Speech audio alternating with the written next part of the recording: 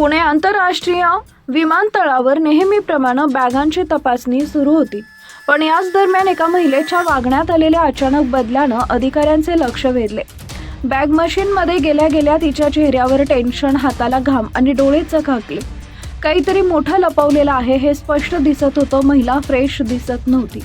तपास अधिकाऱ्यांनी तिला बाजूला घेतलं. बॅग परत उघडण्यात आली. आत वर बघताच अधिकारी काही क्षण थिजूनच गेले, कारण बॅगेत होती साधी चिप्सचे डबे.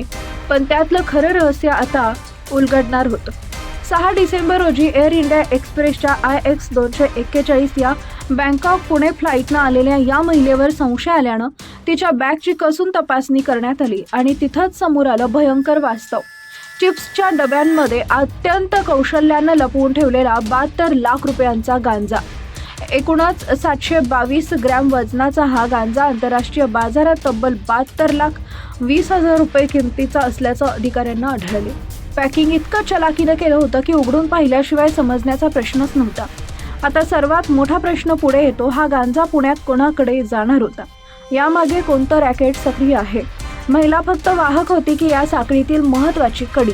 या सर्व दिशांनी तपास झपाट्यानं सुरू आहे. एअर इंटेलिजन्स युनिटनं तत्काळ या महिलेवर विमानतळ पोलीस ठाण्यात गुन्हा नोंदवला असून तिची चौकशी केली जात आहे. तस्करींचे संपूर्ण जाळे उघडे पाडण्याचं मोठं आव्हान आता पोलिसांसमोर उभं आहे.